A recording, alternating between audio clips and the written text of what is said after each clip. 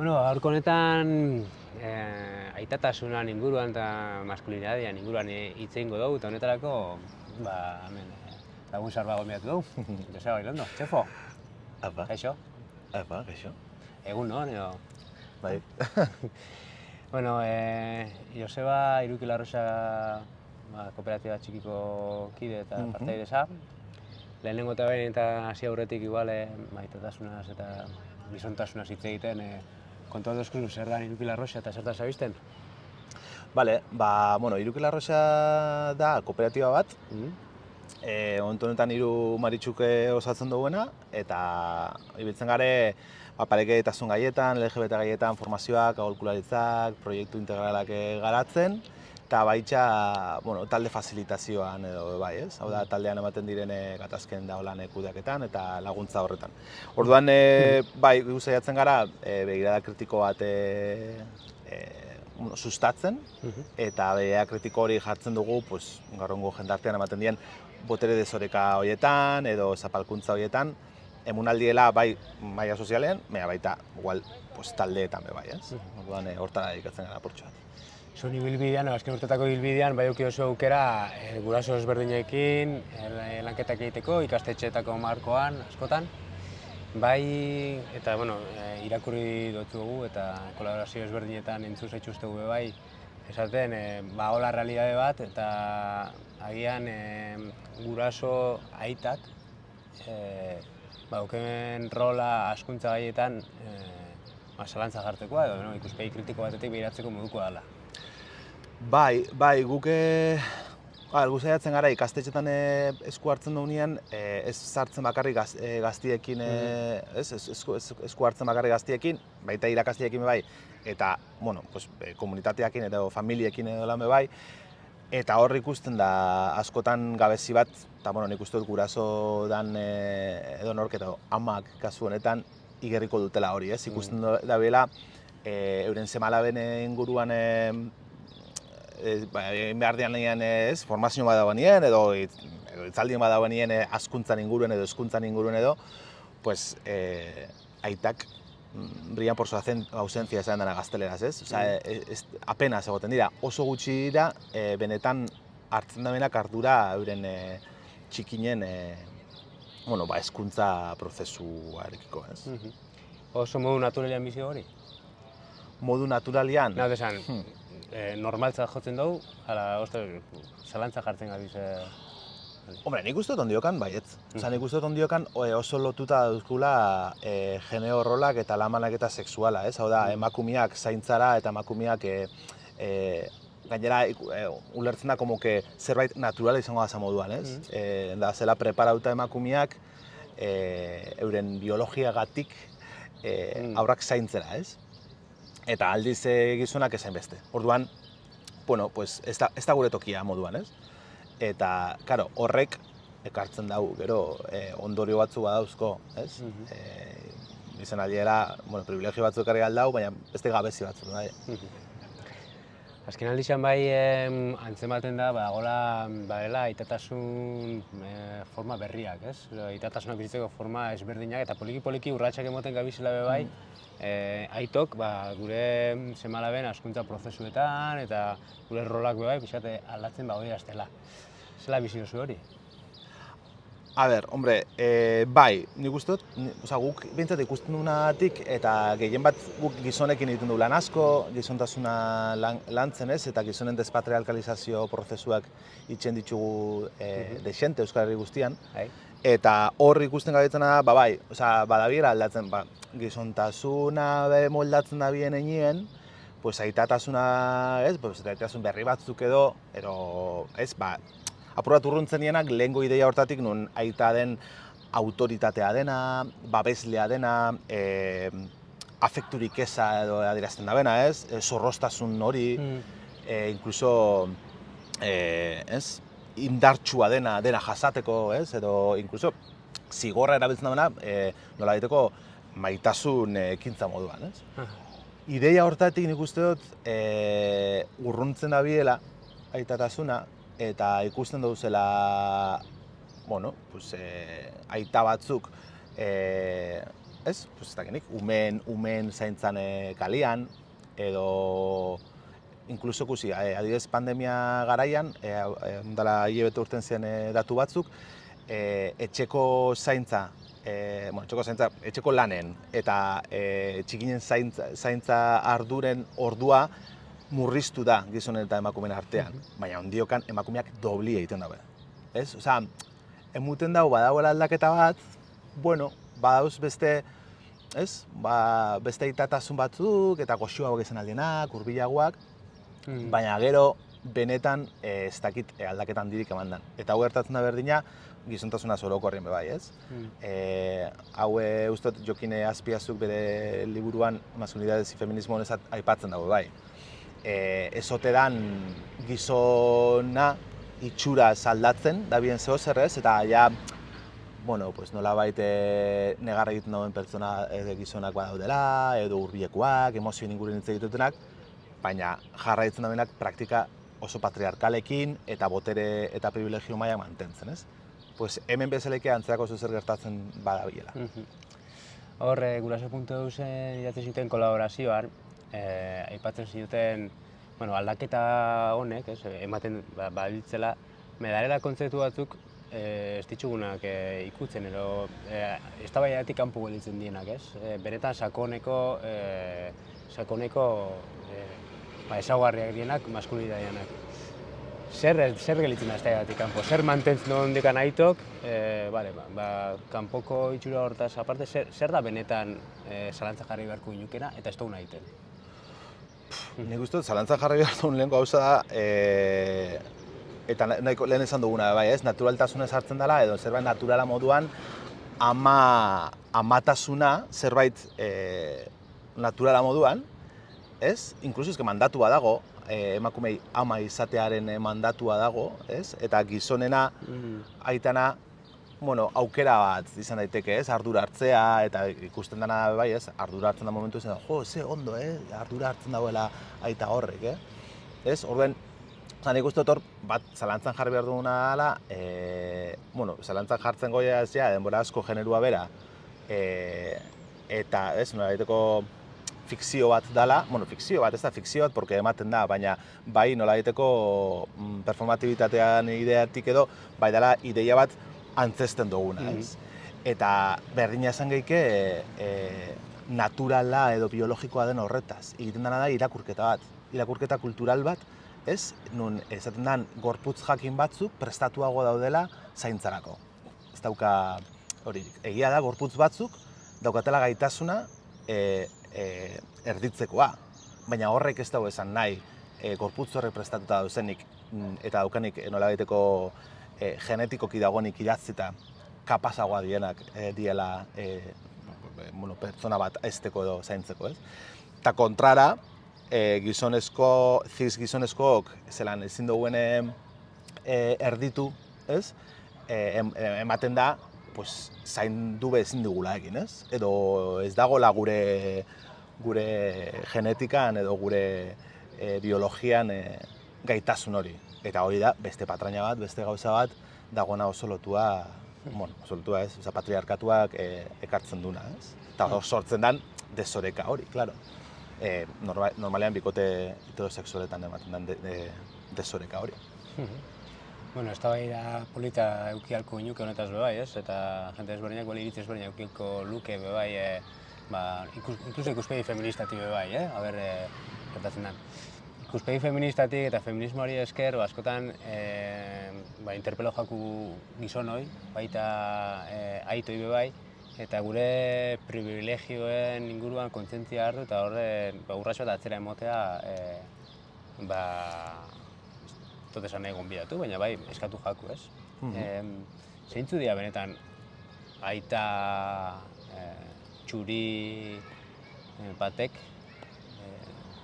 dokun privilegioak kontzientzia hartzeko, eta gero, nondik hasi algaz, ostras, kontzientzia hartu, baina zela emon aldo urratxo bat atzera. Zeintzu dira gure privilegioak, hola? Nik uste dut, privilegiotaz gabiltzan nien eta zaintza lanetaz gabiltzan nien, lehenko gauzia definitu beharko gukena zer dan zaintza. Zer, muten dagoena zaintza bakarri dela etxeko lanetaz arduratzea edo haur txikitaz arduratzea, o inkluso ez, inkluso helduetaz, ez, gure gurasotaz, gure aitona manetaz, amoten da hori bakarrik dela, baina ez da hori bakarrik, ez? Osea, bai da, bebai aurre ikustea, ez, planifikatzea, entzutea. Hau da, gauza bat, koste jakuna asko gizon hori, entzutea, beti gabetzitz egiten, ez du entzuten. Eta entzute horrek, ja, gabiltza zerbait adierazten besteari. Inporta zaigula, bestearen beharra entzutea nahi izateana, edo, ez? Nola daiteko, bai, behar horrei bai, erantzuten gabitz. Jakiteana gure inguruan nola dagoen. Kontzientzia aukitzea gure inguruan dagoen jente horrek, aber zen moduz dagoen, bere egoera mozena zein dan. Bai, oza, azken baten komunitaten dagoen jende hori bai entzutea eta kontutan izatea, ez? Orduan, nik izango nuke zaintza hori dan hartzen da bena, ez dela bakarrik hori, ez? Eta hori izan da, klaro, ze gertatu da, historikoki, eta gaur egun be, emakumeak arduratzen badira, esan dugun zaintza guzti horretaz, zaintzak denbora dakar, bai. Oda, denbora bihar da zaintzeko, ez? Eta beste pertsona entzuteko eta bar. Orduan, zer ekartzen duzkuna da, gizonok, aitek, aukiko daula denbora gehiago. Eta denbora gehiago horrek zekartzen dau, denbora gehiago ekarriko dau, denbora gehiago daukau lanerako, kapital ekonomiko bat ekarri aldabena, denbora gehiago dauka aisialdirako, horrek ekartzen dutzu bai kapital sozial bat, ezaguna izatea, kalean, ekarri aldotzu aisialdian bebai kultura kontsumitzeko, gehiago irakurtzeko, horrek ekartzen dutzu bai kapitale kultural bat, militatzeko, kapital militantzean ekartzen dauena. Hau da, nolabait, ja, sozialki hartzen duzuna da posizio bat. Hemen zaude, kanpora jendeak ezotzen zaitu, ikusten zaitu, referentzia bat izan zaitezke, ez? Hor dau, zaintzari dago kexen oso hor dau hori handizena. Gero ikusten duguna bai, horrek gabezi batzu daukela. Eta gabezi horrek sortzen da bela bebai desoreka, edo indartzen dela desoreka, ez? Gabeziak dauko, entantoke ez gara kapazak zaintzeko, ez? Hau da, zelan mandatu izendan, hau ez da nire movida, ez gara kapazak ikusten, orduan ez gara sartzen hor.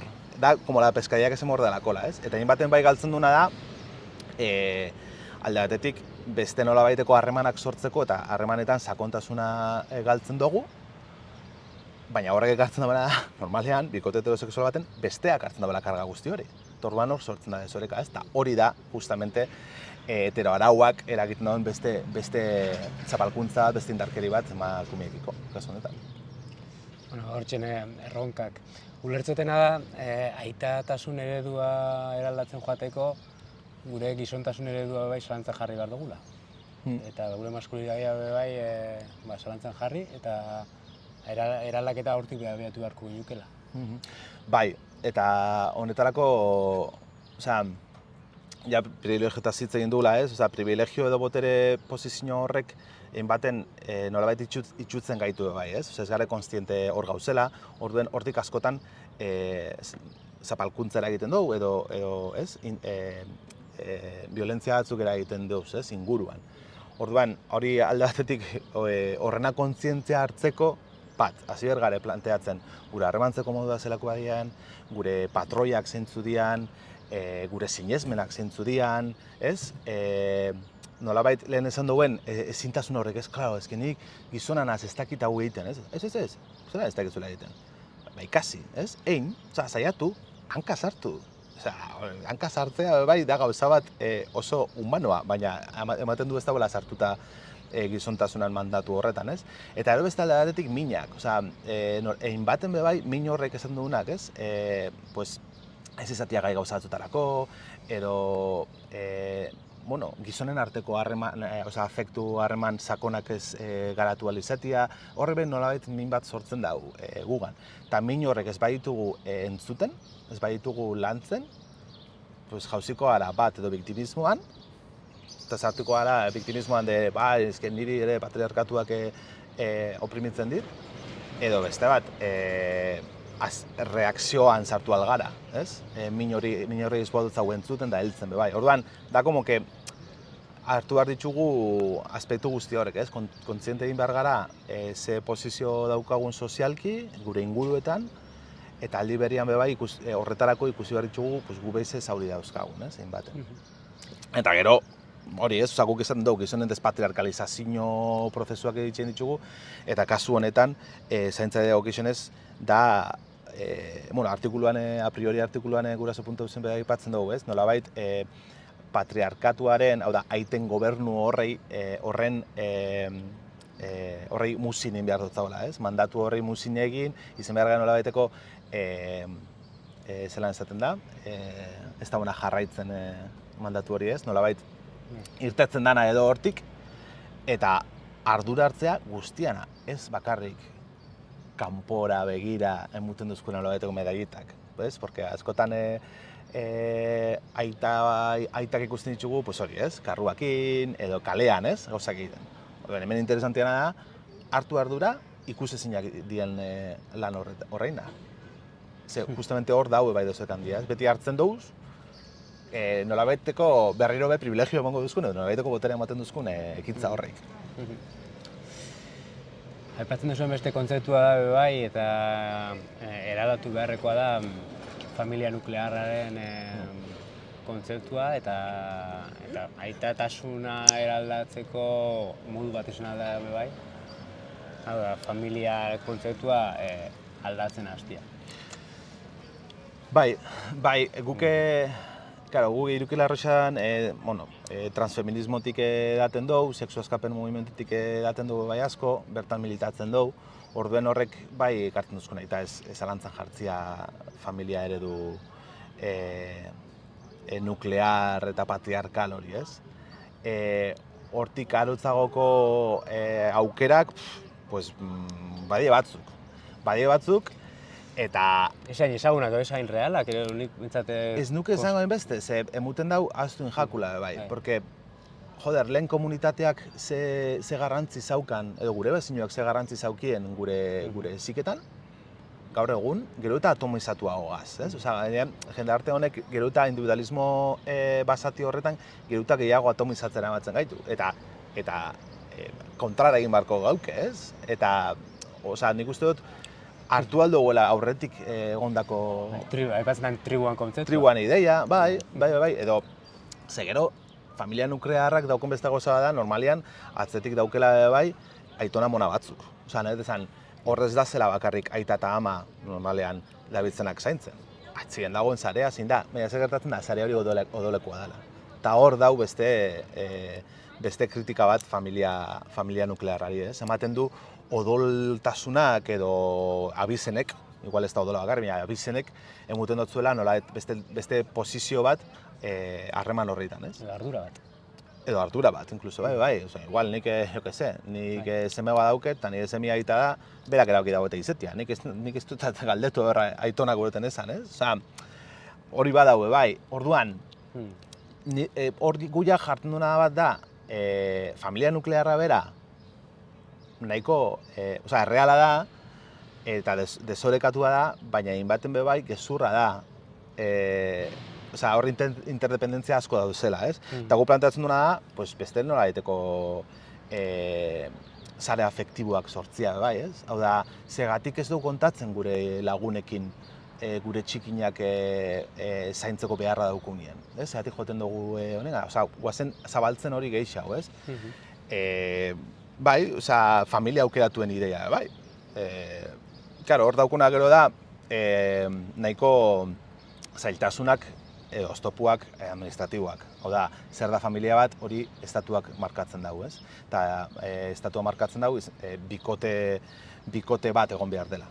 Ez du planteatzen bikotetik alagoko ezer, ez? Eta horretan adibidez, ikerketa bat burura etortza jatena bai, aitatasunarekin lotuta da gizon ez heterosexualen aitatasun desira ez patriarkalan imaginarioak zabaltzen, Borja Muñoz Arrastiak indakua, interneten dago, Gasteizeko udaletxeko webgunean, eta hor hitz egiten da horretaz, ez? Nola, zelan imaginatu ditzazkegu beste sare batzuk, eta horra gertzen dira kasuak, errealak, esperientziak, bi bikote, bi mutil da bi neskak dauzkatela lauren artean bi alaba, eta daukate, da familia bat. Baina bi aita eta bi ama daukaten familia bat, ez? Osea, horrek bebai, gero horrek ez dago esan nahi, horrez dienik eta zorekak sortuko. Hori bebai ikusi bioko esan, ez? Ze hor bebai generoak zerbamente horingo dago. Baina ez esan, zalantzan jartzia familia nuklearra bera, bai irutza jaku dela, eta komunitatea egotea hor, eta komunitatea ulertzea bai, gure txikinen hazkuntza eta hezkuntza agente moduan. Bueno, eso da, emonotza tira indu bari ezberdinetatik. Gure aitatasuna eredua zalantzan jartzeko, behitu dezagun gure gizontasuna eta gure privilegioa zeintzu dien, zaintza ulertzeko moda aztertu dezagun, ikusi digun eta barrura behiratu bai, zela bizi dugu zaintza, gizon aita moduan, eta hortik pistak topoko ditugu, zela aldatu aitatasuna, zela aldatu gure maskulinidadia eta zela aldatu jendartea, bai.